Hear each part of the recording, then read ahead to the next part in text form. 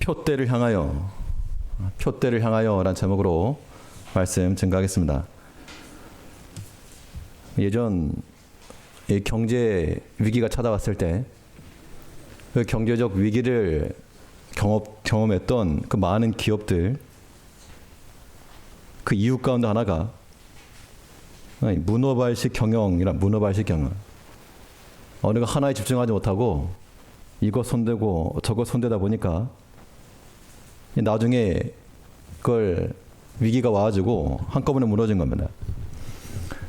우리 신앙적 영역에 있어서도 마찬가지로 우리의 삶이 마치 문어발식으로 살진 않았는가. 여기도 조금 저기도 조금, 교회도 조금 가고 아닌데도 조금 가고, 하나님의 말씀도 조금 듣고 아닌 것도 조금 듣고, 거룩한 예식의 음식도 좀 먹고 그렇지 못한 것도 먹고 마시고, 그러한 문어발식 삶을 살아가다 보면 어느 순간 잘못된 것들은 잘려나가는 겁니다. 예수님께서 마리아와 마르다 가정에 오셔서 그 마르다에게 하신 말씀이 한 가지만이라도 좋다, 몇 가지만이라도 좋으니 이 좋은 편을 택하였다. 마리아에게 하신 말씀입니다. 우리가 선택할 수 있는 것이 많은 것들이 있지만 많은 것 하려고 하지 마시고 혹 몇 가지만이라도, 한 가지만이라도 좋으니까 우리는 주의 말씀을 듣고 주의 앞에 무릎을 꿇고, 말씀 듣는 것만 너무 우리가 강조하다 보니까 귀만 높아져가지고 안 되겠습니다. 이제는 무릎 꿇는 것을 좀 강조할 차례입니다. 무릎을 꿇으십시오. 주 앞에. 단지 내가 무엇을 원한다, 기도라고 하는 측면 아니고 그냥 무릎을 꿇는 겁니다. 하나님 인정하는 것이고, 내 삶의 주인이시오, 나의 필요한 모든 것들을 공급하시는 하나님이라고 하는 그 신앙 고백이 우리 가운데 나올 때 이것이 바른 삶인 겁니다. 우리가 오늘 특별히 마지막 날이라 그래서 또 이렇게 오시지 않았습니까? 또 특별한 의미가 있죠. 그렇게 의미를 부여하자면. 그런데 우리가 내일이 있을 걸 아니까 이게 즐겁게 앉아있지, 만일 오늘이 우리 일생의 마지막이다, 송구 영신이 아니고 내 일생의 마지막이다 그러면 우리가 가볍게 생각할 일은 아닐 겁니다. 정말 중요한 거, 꼭 필요한 거, 기묘한 것, 그것을 믿음으로 선택을 하고 집중하며 살아가야 됩니다. 바울 사도는 오늘 본문에서 말하기를 내가 표대를 향하여 나가고 있다. 14절 말씀 보니까 표대를 향하여 그리스도 예수 안에서 하나님이 위에서 부르신 부름의 상을 위하여 쫓아가노라. 이 마음이 그에게는 언제나 마지막과도 같은, 매일과 같이 송구영신이라고 하는 마음을 가지고 살아갔던 신앙인의 마음인 겁니다. 이제 우리도 그리스도 예수를 향한 이 표대를 놓고 믿음으로 선택을 하고 집중하며 살아갈 수 있는 우리가 되어야 되겠는데, 그러면 이 표대를 향하여 나간다는 것, 이 선택과 집중을 위해서 우리가 어떠한 모습을 가지고 살아가야 되겠는가, 오늘 본 말씀 통해서 살펴보시면 첫 번째는 십자가의 동행입니다. 십자가의 동행. 한번 같이 따라 하시죠. 십자가의 동행. 이제 우리 새해는 그냥 혼자 가지 말자는 겁니다. 요즘 무슨 혼밥 이런 게 유행한다고 하는데, 혼자 먹는 거, 혼자 가는 거, 그게 이 세상의 트렌드일지 몰라도 우리 믿음의 영역에서는 혼자 가는 거 아닙니다. 반드시 우리와 동행해야 될 것이 있는데, 가장 첫 번째로 내 곁에 있어야 할 그 동행자는 부모도 아니고 자식도 아니고 배우자도 아니고 오직 예수 십자가입니다. 이것이 성도의 삶이라고 하는 겁니다. 그런데 이 십자가 그러면 이미지적으로 뭐 기쁘고 즐거운 게 아니고 고난이죠. 아픔이고, 이 십자가라고 하는 것이 분명 그리스도의 고난이요 또 아픔이긴 하지만 고난에서 그치지 않고 죽었다가 다시 산 그 부활의 영광도 이 십자가에 있다는 겁니다. 그래서 바울은 이 영광을 알았기 때문에 내가 십자가 놓치지 않겠다. 나 십자가와 같이 나 인생 살아간다. 그 말씀하고 있습니다. 우리 10절 말씀부터 보시면 10절과 11절을 보니까 내가 그리스도와 그 부활의 권능과 그 고난의 참여함을 알게 하여 그의 죽으심을 험하다 어찌하든지 죽은 자 가운데서 부활에 이르려 하노니. 바울은 여기서 자신이 원하는 것 세 가지를 말하고 있습니다. 우리는 보통 그런 상상들 한번 해볼 수 있습니다. 근데 뭐 동화에서나 봤지. 내 소원이 무엇이냐? 그러면 뭐 알라딘의 요술램프 같은 게 나타나죠. 네 소원이 무엇이냐? 그러면 뭘 구하실 것입니까? 뭐 예전에 한 말씀드렸죠. 어떤 사람이 뭐 얘기긴 한데 어떤 사람이 누가 나타나가지고 네가 원하는 게 뭐냐 한 가지만 들어주겠다. 그랬더니 이 사람이 지체 없이 뭘 말했겠습니까? 돈이요.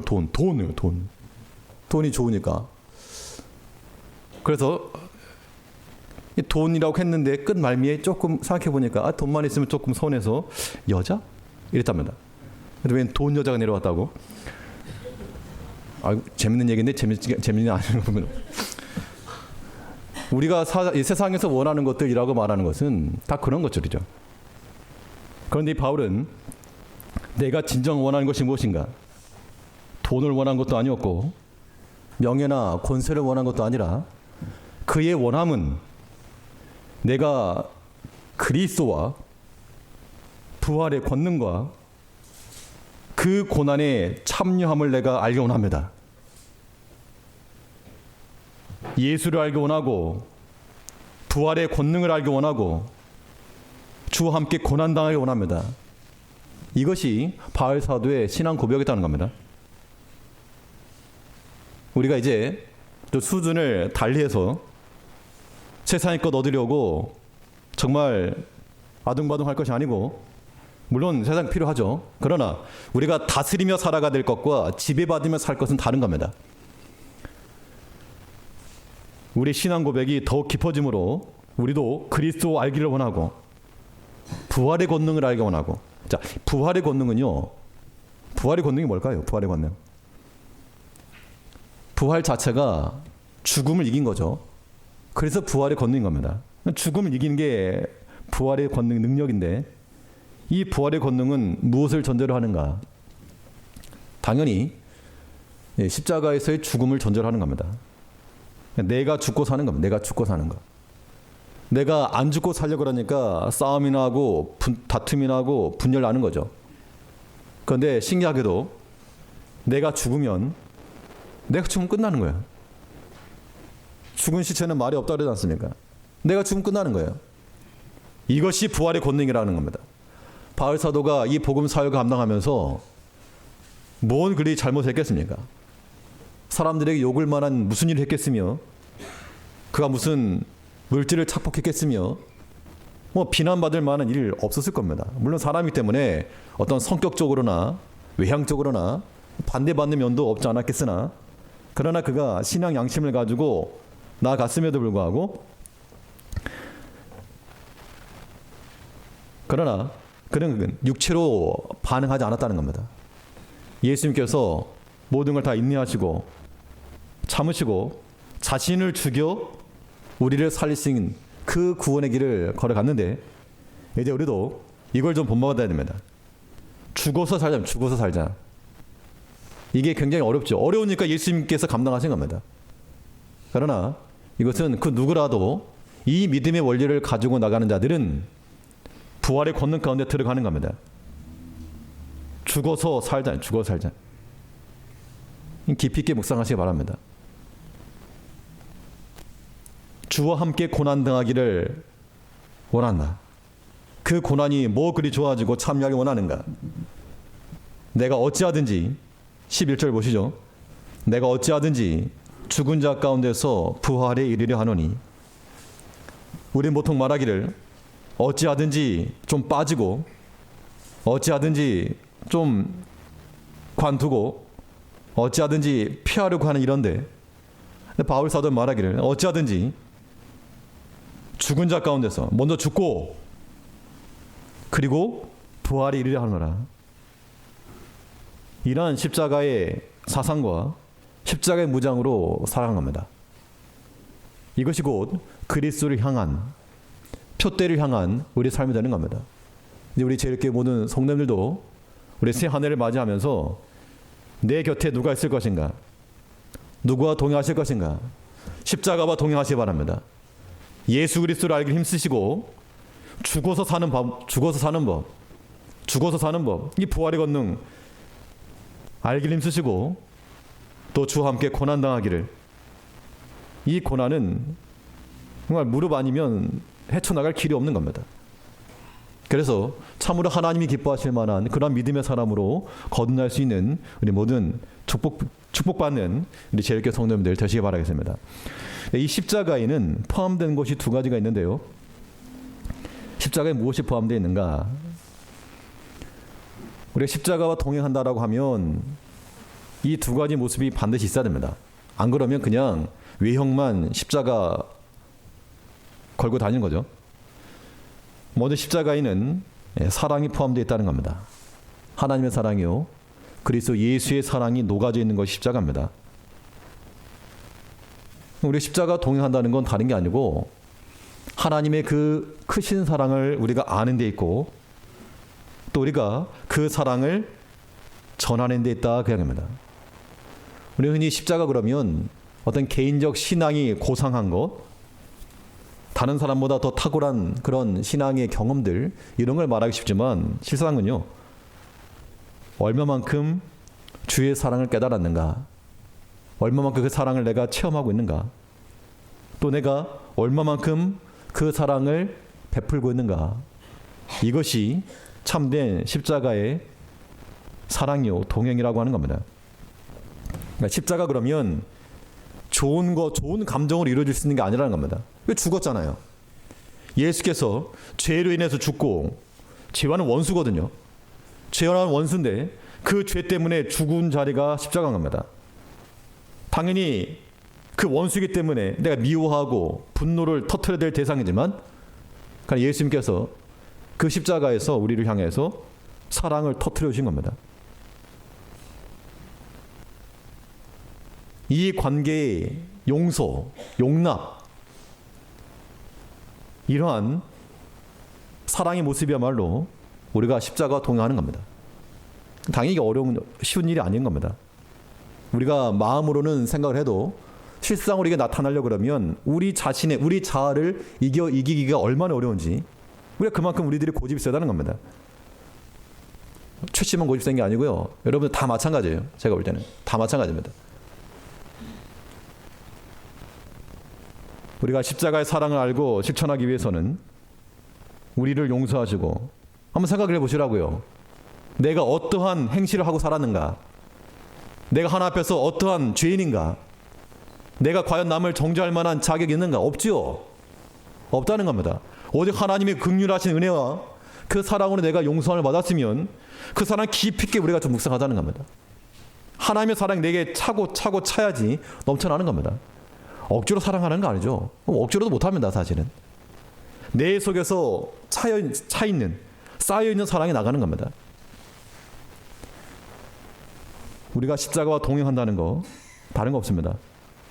나의 큰 죄, 나의 허물 많은 그 죄를 기억지 아니하시고 그 아들의 피로 덮어주신 그 하나님의 사랑을 깨닫는 겁니다.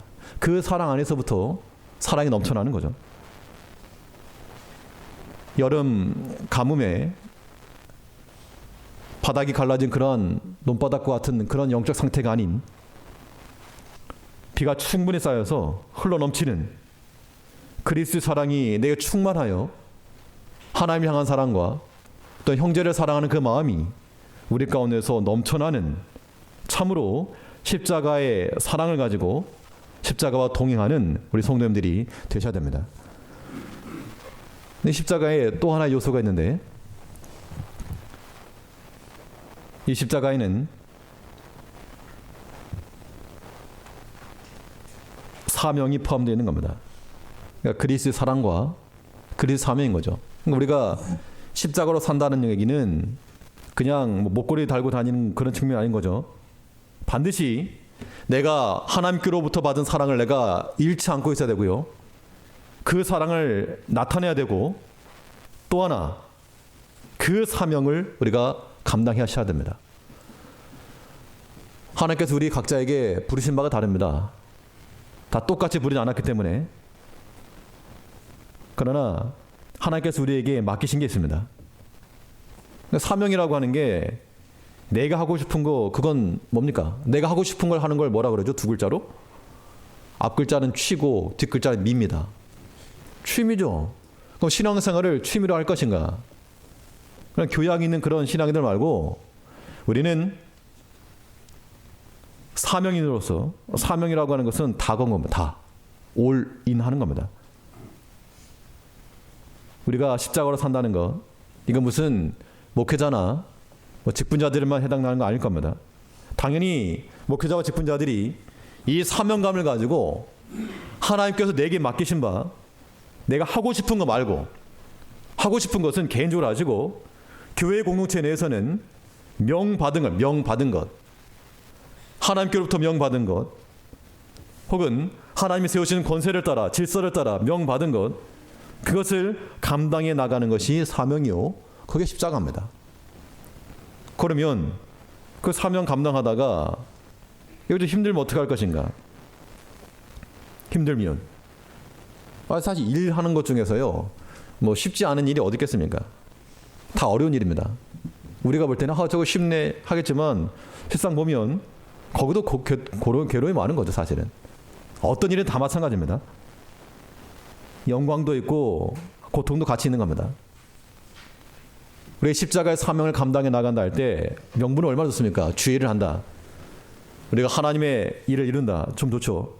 그러나 이걸 감당하다 보면 정말 속이 찢어질 때가 얼마나 많겠습니까? 그것을 감당해 나가는 것이 사명 감당입니다. 바울 사도가 이 말을 쓰면서도 얼마나 많은 핍박과 고난과, 이 빌립보서는 지금 어디서 쓰는 건가 하면 감옥에서. 지금 바울의 목적은 로마를 갔다가 스페인까지 가려는 그런 계획인데, 이거 지금 감옥에 갇혔다는 겁니다. 주의 사명을 감당하기 위해서 길이 막힌 겁니다. 그 당시로서는 뭐 풀려날지 안 날지도 모르고, 하나님께서 왜 내 길을 막으시는가? 왜 내가 좋은 계획과 뜻을 가지고 일을 하는데 왜 막으시는가? 이런 생각 들 수 있겠죠. 그런데 바울은 어떻게 했습니까? 하나님 참 이상하신 하나님이시네. 그렇게 하지 아니하셨고, 참 믿음의 사람이었죠. 시위대에 갇혔는데 그 시위대에 있는 사람들에게 복음이 드러났다 그랬습니다. 그러니까 사명 감당은 무엇인가 하면, 우리가 주의를 감당한다라고 시작을 해도 시간이 지나다 보면 자기 일로 바뀔 때가 있다는 겁니다. 어느 순간 알게 모르게, 자기도 모르게. 그러다 보니 하나님께서 바울을 시대로 지금 몰아넣으셨는데 하나님께 불만이 많은 겁니다. 아니 왜 나를 지금 감옥에 가다 놨습니까? 내가 주를 위해서 다 포기하고 지금 로마와 스페인까지 가야 되겠는데, 내 지금 선교 계획과 목적은 거긴데 왜 지금 여기 막혔습니까? 하나님의 뜻이 거기 있었기 때문에 그래요. 하나님께 잠시 멈춰서 감옥에서, 그래서 감옥에서 뭐 했습니까? 옥중서신을 썼죠. 그가 직접 나가서 현장에서 많은 사람들에게 전도가 더 귀했지만 이렇게 성경을 기록을 남긴 건 더 큰 계획이었다는 겁니다. 이게 자기가 계획해서 한 게 아니고 하나님께서 길을 인도하시다가 막으시니까 거기서 순종하다가 이 성경을 기록한 겁니다. 우리가 주의를 한다 할 때는 이런 마음들을 가셔야 됩니다. 이제 우리가 새로운 마음을 가지고 주의를 할 때 다들 의욕이 있으시죠? 그런 마음을 가지고 당연히 하셔야죠, 당연히. 그런데 그 의욕이라고 하는 것이 조금 지나면 의자는 빠지고 욕만 남는 겁니다. 욕을 많이 먹죠. 그러다 보면 어떤 일이 벌어집니까? 그냥 스스로 힘에 붙이는 겁니다. 그래서 낙담하는 겁니다. 이것은 하나님께서 기뻐하시는 방법이 아니고 하나님 주시는 방법이 절대 아닙니다. 사람이거나 마귀거나 어찌하든지 주의를 하지 못하도록 우리가 그런 방해 받지 말자는 겁니다. 십자가에는 사명 포함되어 있습니다. 십자가는 죽음의 자리라 했죠. 이 사명 감당하다가 찢기고 피나고 고통받는 겁니다. 그래도 감당하려면 이 십자가 지고 하는 것이고, 난 못 해먹겠다. 그러면 아니, 처음부터 나는 주와 무관한 사람입니다. 그렇게 사시든가, 아니면 주님께서 나를 위해서 살 찢기고 옆구리 찔려서 나를 위해서 죽으셨는데 최소한의 인간적 도리라도 있다면 우리가 무시할 수 없다는 겁니다.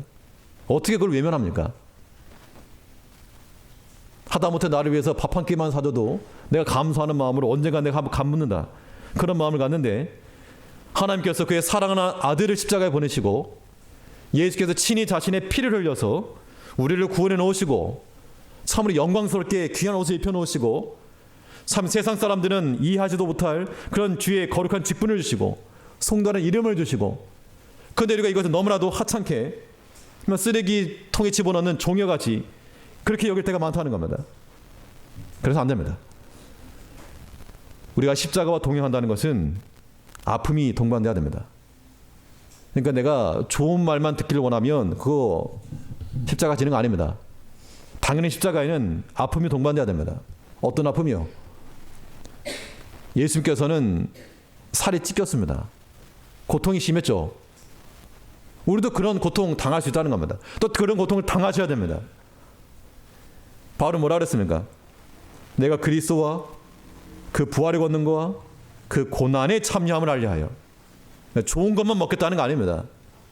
부활의 영광, 이것만 참여 얻겠다, 이게 아니고 그 고난까지도 내가 참여하겠다. 이제 우리 그 성규영신 예배라고 하는 게 사실은 우리 지난 한 해를 돌이켜보면서 새 마음 갖자는 거 아닙니까?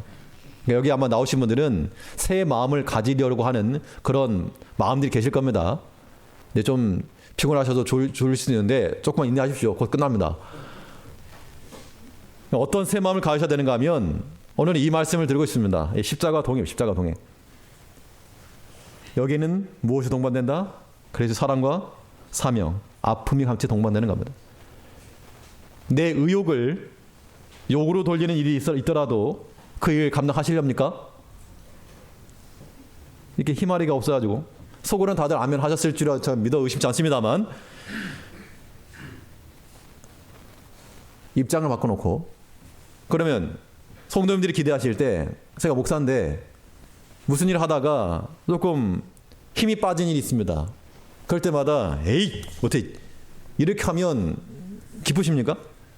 뭐 목사가 저런데 이럴 거 아닙니까? 당연히 좀 힘쓰고 감당하고 어려움이 있어도 이겨내고 그런 걸 기대하지 않으십니까? 당연하죠. 목회자 입장에서는 모든 성도들이 똑같다는 겁니다. 뭐 직분자들이 저래. 왜 그간에 감당을 못해?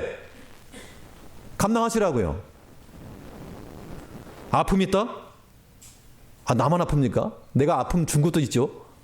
그런 건 좀 감당하시자는 겁니다. 십자가는 그 사명, 아픔 포함하는 겁니다. 이런 일을 감당하려면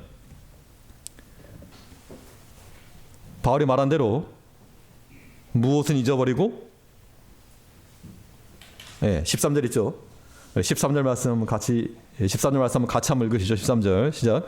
형제들아, 나는 아직 내가 잡은 줄로 여기지 아니하고 오직 한 일, 즉 뒤에 있는 것은 잊어버리고 앞에 있는 것을 잡으려고.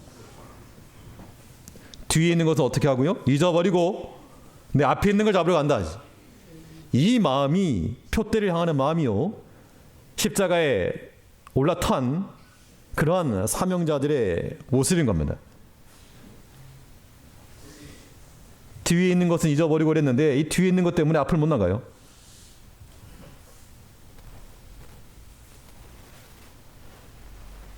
오직 한 일, 즉 뒤에 있는 것을 잊어버리고 앞에 있는 것을 잡으려고 표대를 향하여 그리스도 예수 안에서 하나님이 위에서 부르신 부름의 상을 위하여 도착하노라. 예수께서 나를 앞에서 부르시고 했는데 이리 오너라. 근데 자꾸 뒷 발목 잡혀가지고 움직이지 못하는 그러한 어리석은 자의 모습을 갖지 말자는 겁니다. 이제 우리 새해를 맞이하면서 이 한 해 동안 우리가 어떤 마음을 가질 것인가? 우리가 좀 이제 스파르타식이 필요할 거예요. 스파르타. 옛날 스파르타는 다 아시죠? 이렇게 좋다는 것만 아니지만 약한 애들 태어나면 갖다 버렸답니다. 우리는 다 함께 품고 갈 그런 공동체긴 하지만 우리 마음과 정신 상태로는 스파르타와 같은 마음을 가지고 약한 것은 좀 버리고 강한 마음, 멘탈을 좀 강하게 하시고 믿음도 좀 강하게 하시고 사명도 좀 강하게 하시고 사랑도 강하게 하시고 봉사도 하려면 좀 강하게 하시고 그냥 찔끔찔끔 하지 마시고 전도도 하려면 좀 강하게 하시고 하는 신용만 내지 마시고 출석 체크만 하지 마시고 이제 우리가 새해를 맞이하면서 뭐 좋은 말 들으려고 나오신 거 아니시죠? 새해를 맞이하면서 이제 뒤에 있는 것을 잊어버리실랍니까? 뒤에 있는 거? 오늘 밤새도록 설교하게 생겼는데 이거? 뒤에 있는 거 잊어버리고 저는 잊어버릴 겁니다. 뭐 특별히 뒤에 있는 것도 없었지만 앞에서 지금 주님께서 부르시는데 지금 앞에 있는 거 하기도 바빠 죽겠는데 뒤에 것을 어떻게 신경 씁니까? 안 그렇습니까? 지금 앞으로 나가기도 바빠 죽겠는데 뒤에 것이 왜 문제가 됩니까? 위에 그러지 말자는 겁니다. 이제 여기 계신 모든 분들 앞으로 우리 전진해야 됩니다. 달려나가셔야 됩니다. 이 믿음의 진보를 드러내기 위해서 내 지금까지 요만큼 이 정도면 되었다. 그게 아니라 여전히 내 2% 부족하다. 더 갈급하다. 더 내가 부족하다. 내가 채워져야 된다. 그 마음을 가지고 더 힘써야 됩니다. 자기 자신의 영적 상태를 살펴서 자신의 영적 상태를 살피면 사람이 겸손해지지 않을 수 없습니다. 자신의 영적 상태를 보면 얼마나 부끄럽습니까? 초라할 때가 많고 자신의 부족함을 알아야 겸손함에 나가는 겁니다. 이 겸손한 자를 통해서 하나님 일하시거든요. 이게 신비입니다. 신비. 좀 내가 무엇인가 해보려고 그러면 내가 힘이 강하면 번번이 벽에 부딪히죠. 하나님께서 너 힘 빼라고. 그러다가 그냥 녹초가 돼가지고 한숨만 쉬고도 있으면 하나님께서 그때 뒤에서 밀어주신 힘 그런 걸 느낄 때가 많습니다. 뒤에서 밀어주신 힘. 나는 가만히 있는데 막 저절로 가요. 그런데 그럴 때가 정말 살아있는 때요.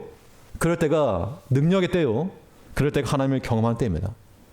아무튼 하나님께서 우리 성도님들 사랑하시기 때문에 때로 하나님의 말씀을 걷지 않으면 한때 하나님께서 이놈들하고 벽을 만나기도 하시고 힘이 빠지기도 하실 텐데 그때마다 주 앞에 무릎을 꿇고 겸손한 자리에 서서 주께서 밀어주시는 그 힘을 가지고 예수님 가지고 살자는 겁니다.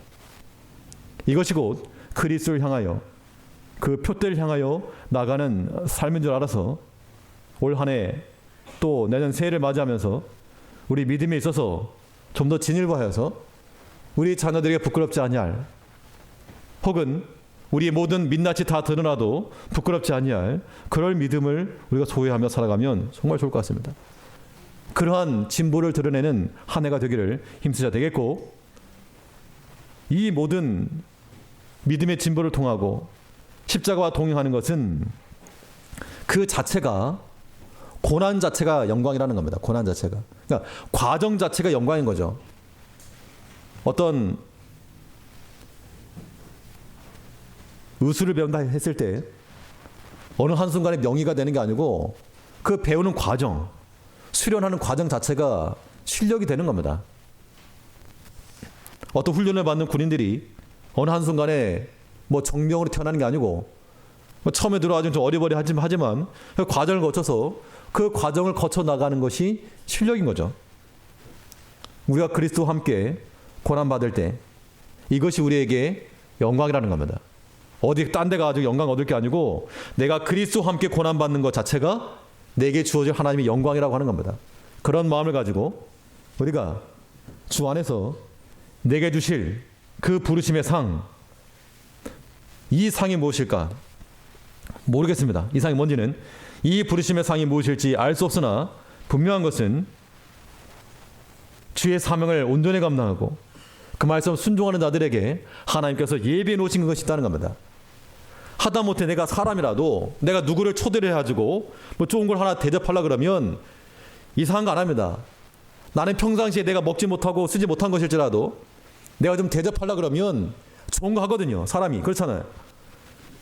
하나님께서 우리를 위해서 상을 준비해놨답니다. 좋은 걸 준비해놨답니다. 뭘까? 기대하셔도 좋을 겁니다.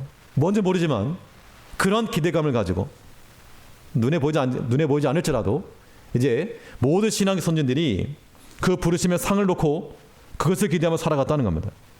이 바울 사도가 던진 이 메시지가 우리를 향한 그런 비서와 같이 우리 심장에 꽂혀서 나도 주와 함께 예수를 알고 부활의 권능을 알고 그 고난에 참여하기를 힘쓰는, 그래서 하나님께서 만일 우리에게 네 소원이 무엇이냐 물어보시면 돈 버는 거요, 자식 잘 되는 거, 그런 거 말고 예수를 알고 그 부활을 알고 고난을 알겠노라. 그런 마음을 가지고, 물론 기도 제목 적을 때는 그렇게 적으시면 제가 기도할 게 없으니까 실제적으로 적으시고 마음상으로는 그런 마음을 가지고 우리가 나가자는 겁니다. 올 한 해 동안도 하나님께서 우리 개개인 또 우리 공동체적으로도 하나님께 지켜주신 게 분명합니다. 또 그 하나님께서 우리 지켜주신 게 분명하니까 인간적 구하지도 말고 또 사람 생각하지 말고 하나님께 원하시는 거 이거 하나밖에 없죠. 하나님의 말씀 듣고 순종하는 백성 되는 겁니다. 이를 위해서 우리가 서로 사랑하고 사명 감당하는 겁니다. 이거 말고 뭐가 있습니까? 이거 감당하는 목사가 되고 이거 감당하는 우리 직분자들 되고 이거 잘 감당하는 우리 성도님들이 되는 그런 복된 한 해를 맞이하는 우리가 되기를 간절히 바라겠습니다. 기도하시겠습니다.